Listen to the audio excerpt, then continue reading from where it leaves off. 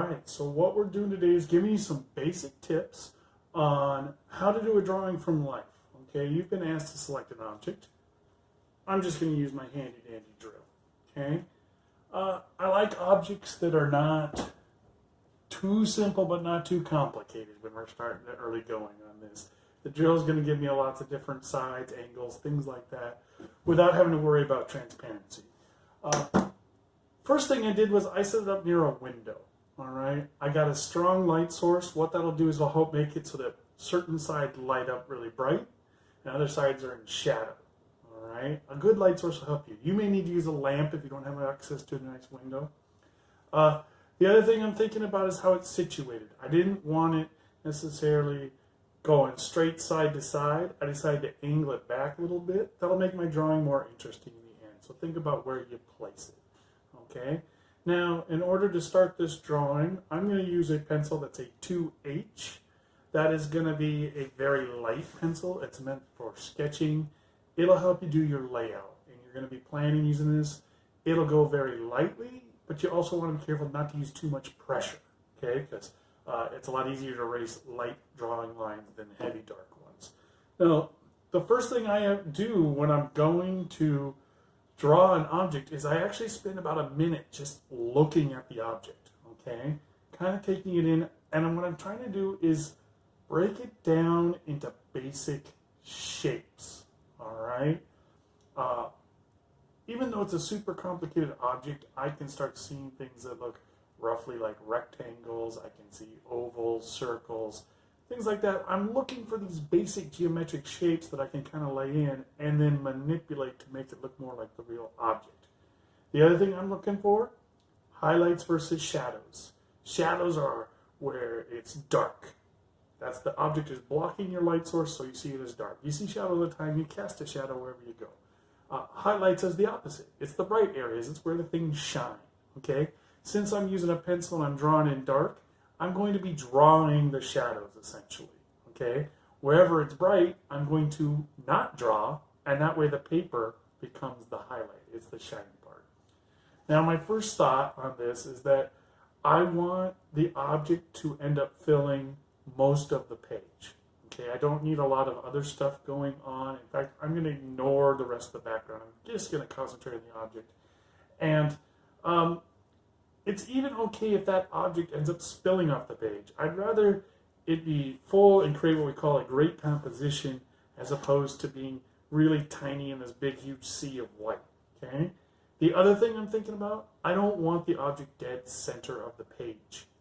Okay. Being in the center is boring. We want to set it off slightly to one side, rather maybe a little bit high, maybe a little bit low, but not dead center, okay?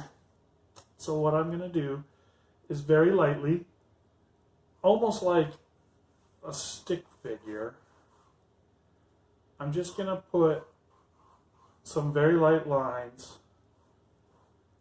that I'm going to use kind of as guidelines. That's going to let me know roughly what the object is going to fill the page with. From that, like I said, I can start doing some basic shapes that I will adjust as I get going later and later. This drill is mostly 3 rounded rectangles, so I'm going to put the rectangles in first. And you're going to notice that I'm being very loose.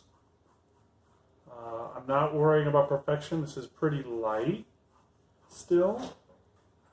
And that way I'm going to come back, I can make changes, I can erase as necessary, or I can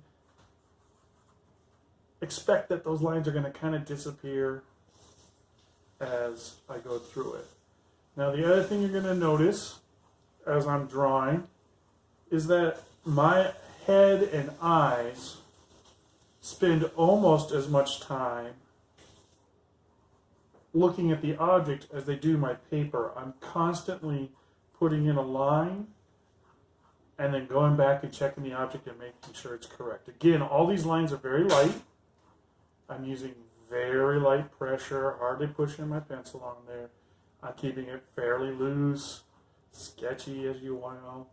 Not sketchy as it's scary. But the idea is it's light. I'm not worrying too much about heavy details yet because this is still the layout. I'm still getting a sense for the size of my object and how it fits in that page.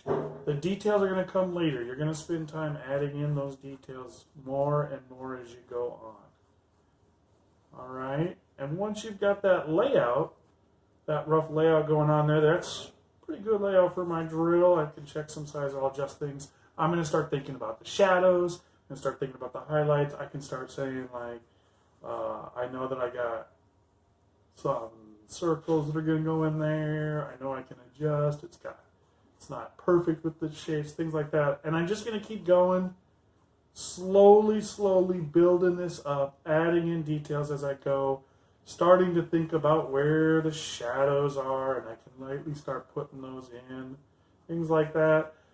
Once I get a good layout, once I have my shadows mapped out and I have some of the details where they're going, I can then switch from my 2H. In this case, I'm going to jump all the way up to a B, which is going to be a little darker.